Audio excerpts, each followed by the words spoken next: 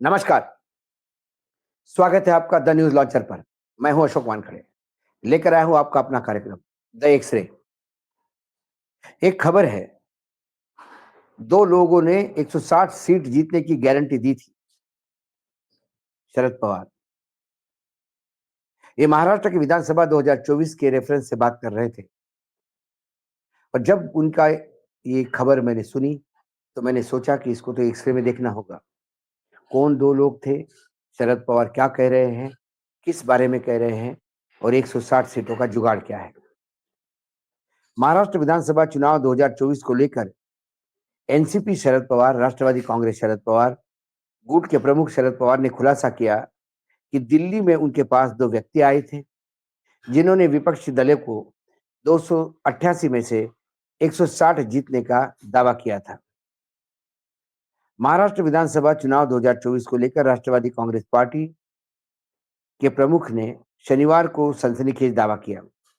उन्होंने कहा कि जब वह दिल्ली में थे, तब उनसे 2 लोग मिलने आए थे और उनसे चुनाव में विपक्षी दलों को 288 में से 160 सीट जितवाने का उन 2 लोगों ने दावा किया था। नागपुर में मीडिया से बात करते हुए शरद पवार जी ने ये कहा। उन्होंने बताया कि कांग्रेस सांसद राहुल गांधी को इस बारे में उन्होंने बताया था। दोनों व्यक्ति का राहुल से परिचय भी कराया था। हालांकि राहुल ने इस बात को नजरअंदाज कर दिया और सुझाव दिया कि उन्हें इन सब बातों पे ध्यान नहीं देना चाहिए और सीधे जनता के पास जाना चाहिए। शरद पवार के द्वारा ये खुलासे ऐसे समय किए गए जब राहुल गांधी चुनाव आयोग पर वोट चोरी करने का आरोप लगा रहे हैं। पवार ने दावा किया कि इन्होंने इन दोनों व्यक्तियों की बात को गंभीरता से नहीं लिया, इसलिए उनके नाम और विवरण उनके पास नहीं है। शरद पवार के इस बयान पर महाराष्ट्र के मुख्यमंत्री देवेंद्र फडणवीस ने सवाल खड़े कर दिए। उन्होंने कहा कि पवार जी ने यह खुलासा राहुल गांधी के दावे के बाद क्यों कर रहे हैं। पहले तो उन्होंने गांधी की ईवीएम से छेड़छाड़ के दावों का समर्थन नहीं किया था। भारत में चाहे जो भी हो, चुनाव स्वतंत्र और निष्पक्ष होते हैं। गांधी कहानियां सुनाते हैं जो सलीम जावेद की स्क्रिप्ट जैसी लगती है और पवार जी की बातें भी उनके स्क्रिप्ट का हिस्सा लगती है। बता दें कि महाराष्ट्र विधानसभा चुनाव 2024 में बीजेपी ने 132 सीटें हासिल की, जबकि सहयोगी शिवसेना यानी एकनाथ शिंदे गुट और एनसीपी यानी अजित पवार गुट 57 और 41 सीटें हासिल की।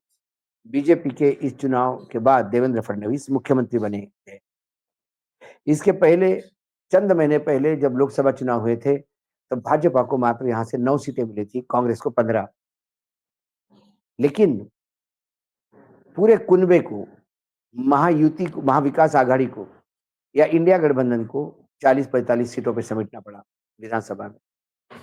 बड़े-बड़े दिग्गज चुनाव हार गए और ये सवाल तब भी लगातार उठ रहे थे और विधानसभा चुनाव को लेकर कई चीजें सर्वोच्च न्यायालय में गई।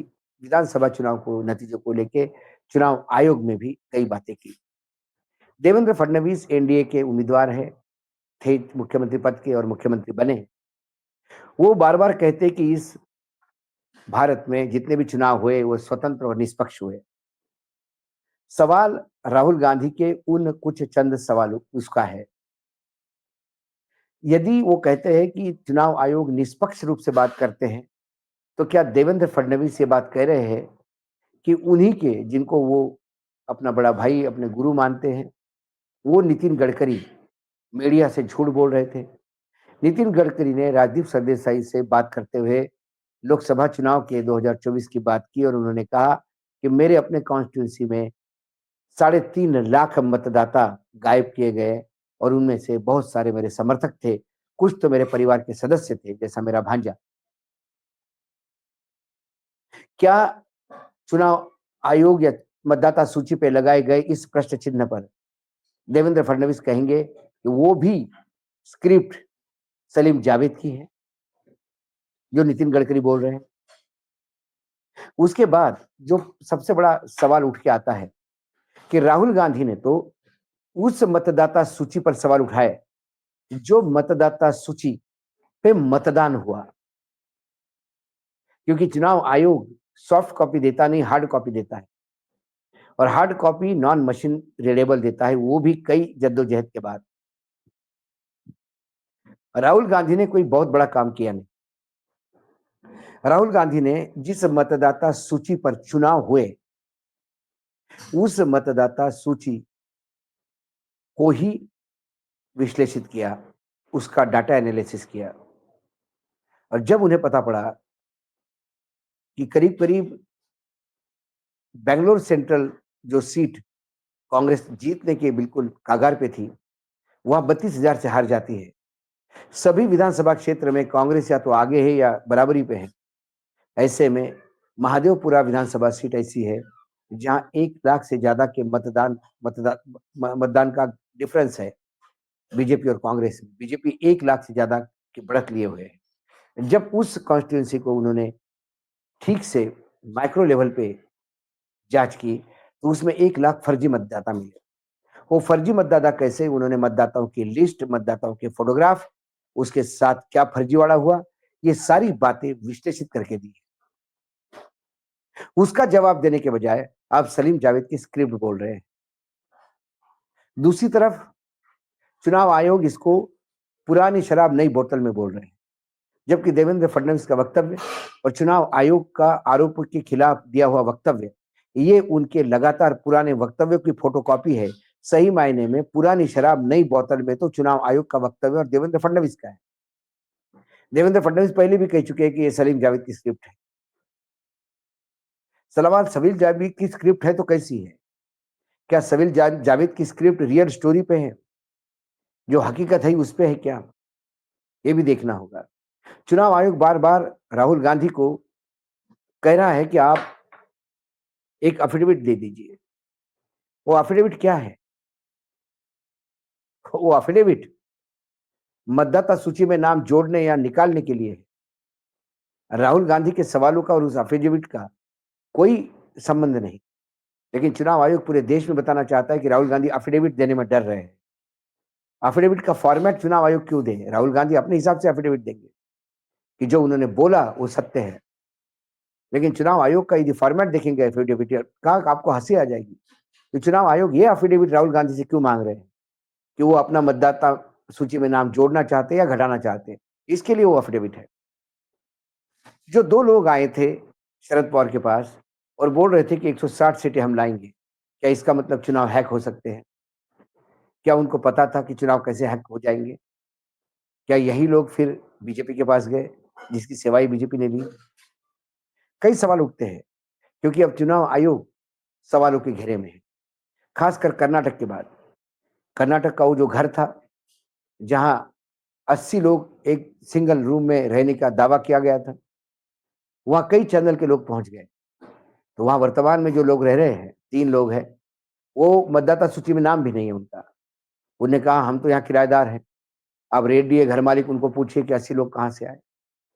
कुछ चुनाव जो पामेरियन मीडिया है, जो सरकार के पीछे धूम खिलाता है, वो कहते हैं कि भाई यहाँ पे किराएदार बदलते हैं, इसलिए वो पुराने किराएदार का भी नाम भी उसमें चढ़ा होगा। तो वो 2 कमरे, 1 कमरे के घर में 2 या 3 ही लोग रहते हैं। तो 80 लोग जोड़ने के लिए कम से कम 30 या 35 तो मतलब 20-25 किराएदार तो होने चाहिए। तो 20-25 किराएदार कैसे 1 साल में बदले? ये कि आधे-आधे 15-15 दिन में किराएदार बदले हो। तो किराएदार सिर्फ वहाँ किराएदार इसलिए आता था कि उसको नाम जोड़ना है मतदाता सूची में? ये हास्यास्पद बात है। चुनाव आयोग ये नहीं बताता कि वो 80 मतदाता उस कमरे में कैसे हैं। चुनाव आयोग इसको बोलते पुराने घिसे-पिटे जवाब मतलब आरोप है। ये आरोप किसी फर्स्ट ड्राफ्ट के मतदाता सूची पे नहीं। तो इसी के मायने हैं कि चुनाव आयोग में खेल हो रहे हैं। क्या कोई 2 लोग जो आए थे वो किसी के एजेंट थे? क्या वो उन्हों लोगों ने ही महाराष्ट्र के चुनाव हैक किए? क्योंकि ये बात तो तय है कि महाराष्ट्र के लोकसभा चुनाव और विधानसभा चुनाव में इतनी तफावत होनी नहीं चाहिए, जितनी नतीजों में दिखती है। देवेंद्र फडणवीस को ये चुनाव अच्छे लगते हैं क्योंकि वो चुनाव जीते हैं, दाग अच्छे हैं। और सलीम जावेद की स्क्रिप्ट यदि शरद पवार और राहुल गांधी है, तो फिर नितिन गडकरी क्या है? इसका भी जवाब उनको देना होगा। आज एक्स-रे में इतना ही। कल फिर आता हूँ किसी विषय के साथ, तब तक के लिए नमस्कार। देखते रहिएगा द न्यूज़ लॉन्चर।